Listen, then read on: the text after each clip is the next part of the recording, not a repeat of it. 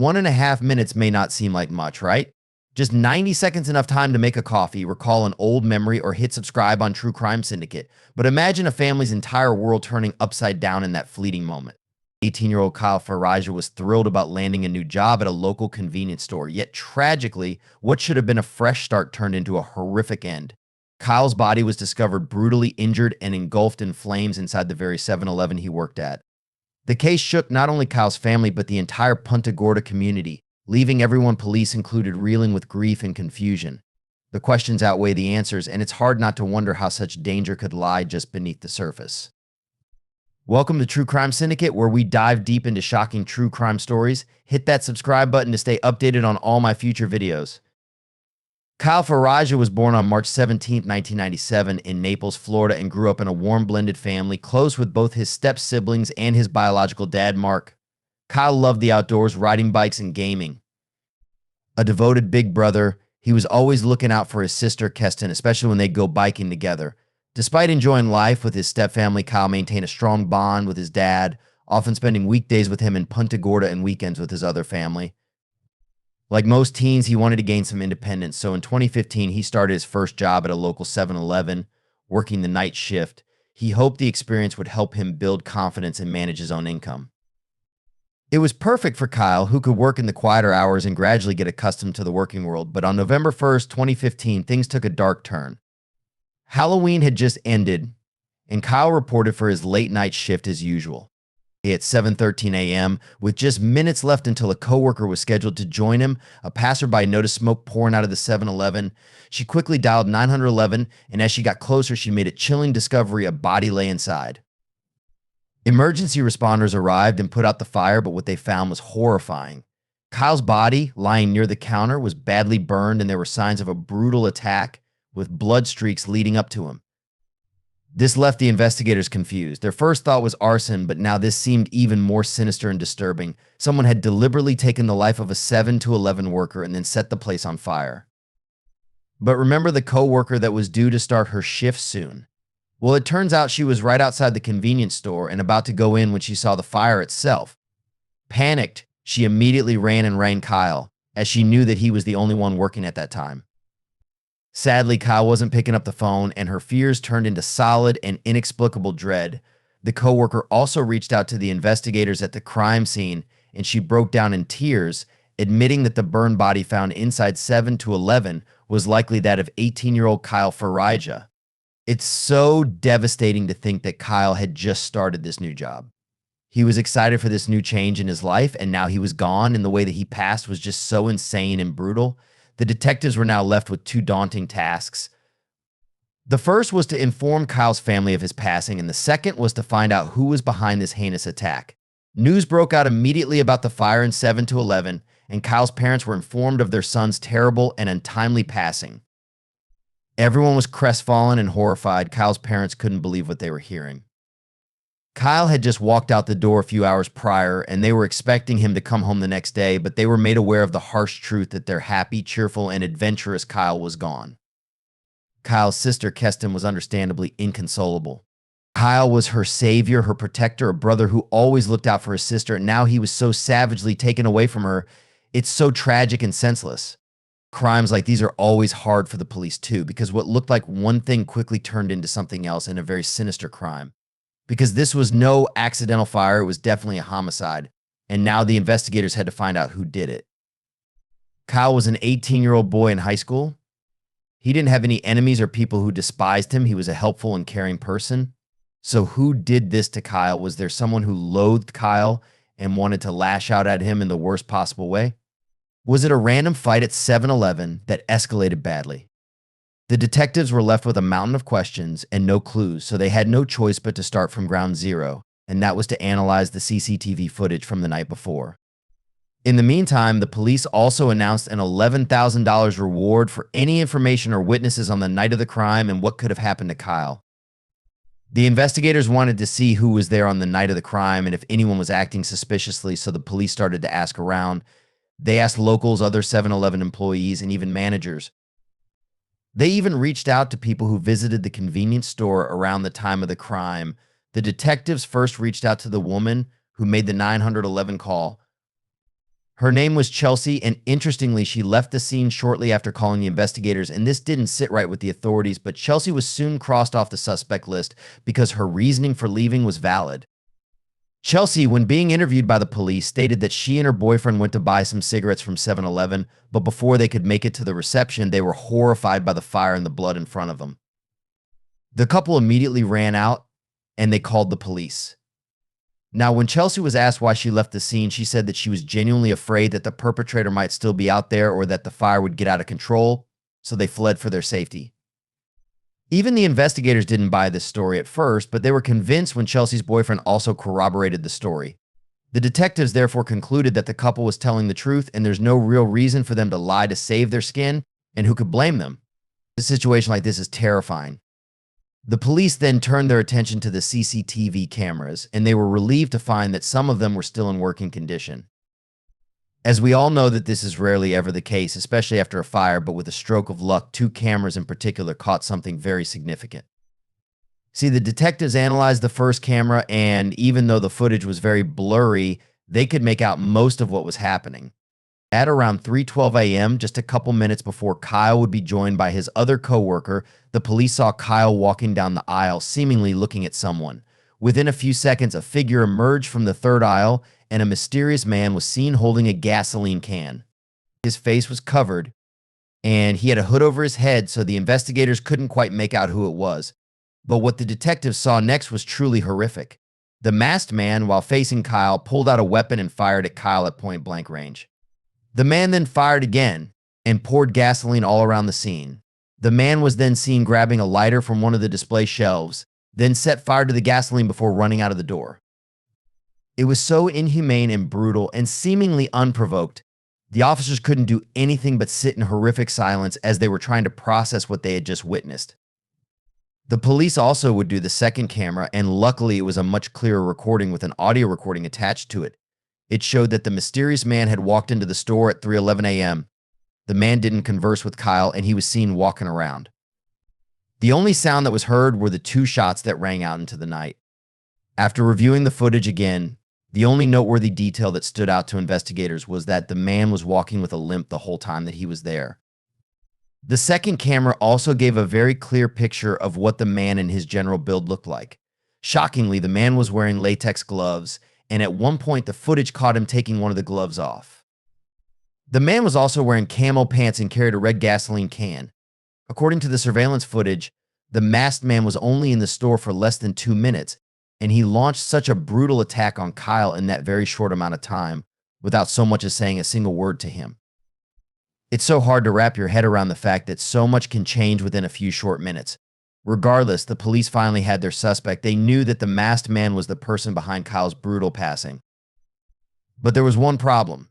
The detectives had no idea who this man was. His face was covered, and no details could be made out.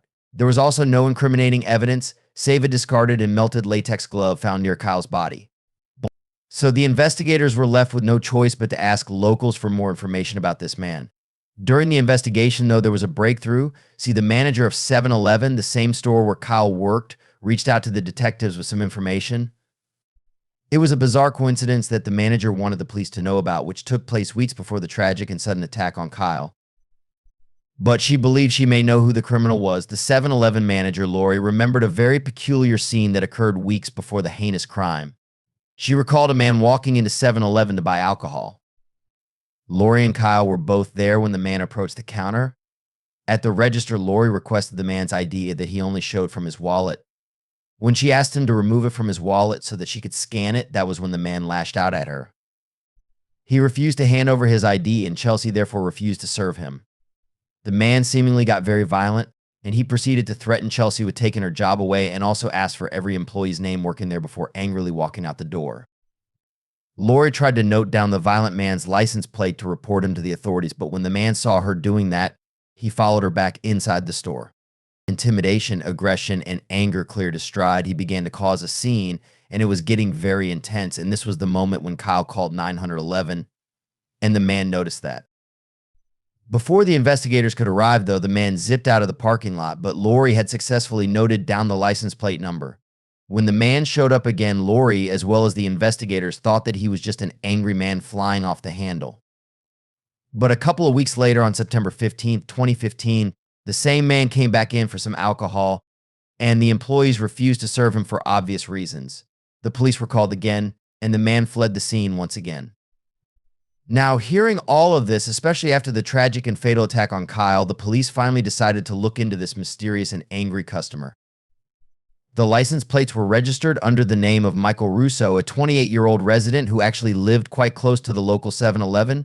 He was also given a trespass warning in September when he came by 7-Eleven a second time. The investigators played both footages side by side, and they found very alarming similarities between the two men. Their suspicions were solidified when they received a tip from someone who lived near the store.